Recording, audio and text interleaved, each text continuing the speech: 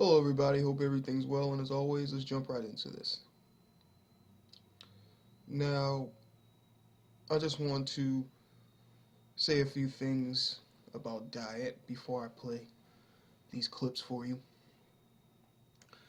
Now, most people have it misunderstood that you have to have this holier-than-thou diet to reach higher levels of consciousness, which is certainly not the case.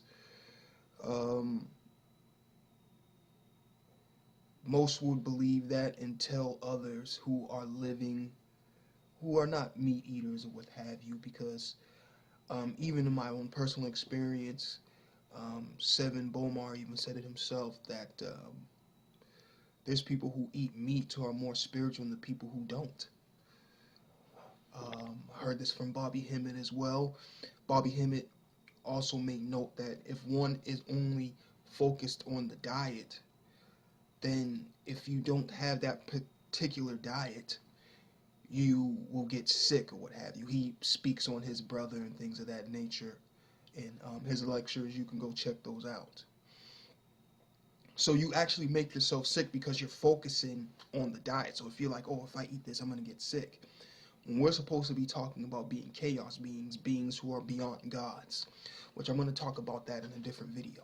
Now, Phil Valentine talked about how vegetables, because people are like, well, just eat the vegetables. And again, this video is not about telling people, oh, eat and, do whatever you want. In that sense, if what you eat and what you consume does not affect you, because that how is your body chemistry is made up, because we know the physical is a reflection of the spiritual, okay? Then it will not affect you in the ways it will affect other people. Okay, and when your mind is beyond that, then yes, one can even consume mercury and it will not affect them. But again, I wanted to talk about the vegetables. Now, Mythbusters did a study on this, that vegetables have consciousness as well. So those who want to be like, no, we cannot eat the animals because of consciousness and all that, we now know that the plants have consciousness as well. Phil Valentine also gets into that. I think he also mentions Mythbusters. All right, I'll put those videos in the description, link below. All right, they're not going to be in this video. The clips I'm going to show you, one of them is going to be of the Samburu people. I might be saying that name wrong. Those who study Africa in the tribes there will know about this. All right, and how they live off cow's blood and milk, and they live better and longer than that of those in the Western world who are living vegan diets. Okay, now I'm going to play these two clips for you. The other one is talking about someone who hasn't eaten for 70 years.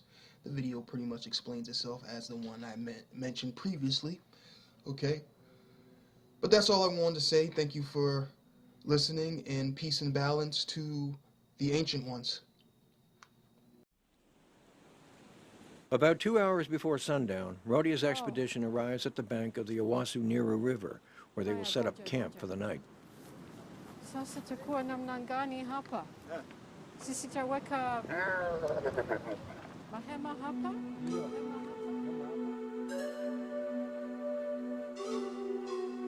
The Samburu understand Western lifestyle.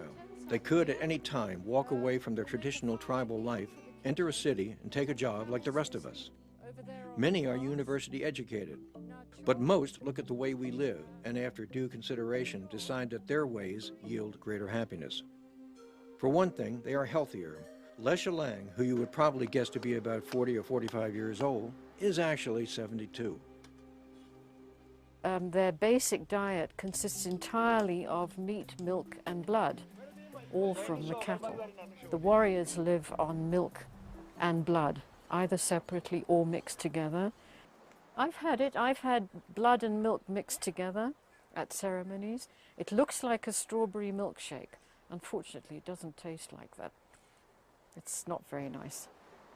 I've talked to nutritionists who deem their diet to be actually a very healthy, perfect diet. And if you look at them, they're all lean and sinewy, and there's not an ounce of fat on them, and they can walk for 40 miles in a day. They're very healthy people. Really fascinated to see the boy who is fasting for 6 to 8 months, and that is not at all really so exciting to me, because I studied similar cases in past and I can understand this is possible. Dr. Shah's most famous case is Prahlad Jani, a holy man who claims he has not eaten or drunk anything since he was 12.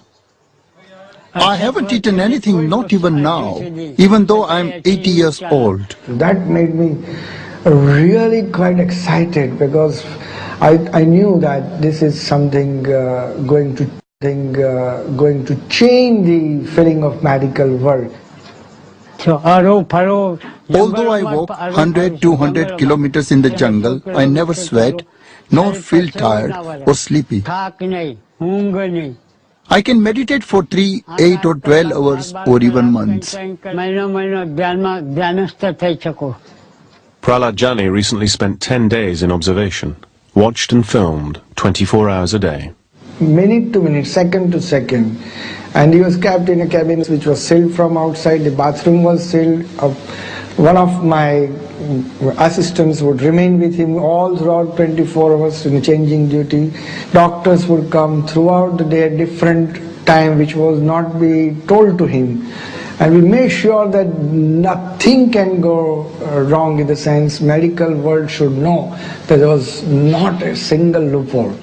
They took blood samples from me 3 times a day, morning, afternoon and evening. They checked my kidney, brain and put machines all over my body. They were trying to find out which factors made my body work. They put machines inside my body also.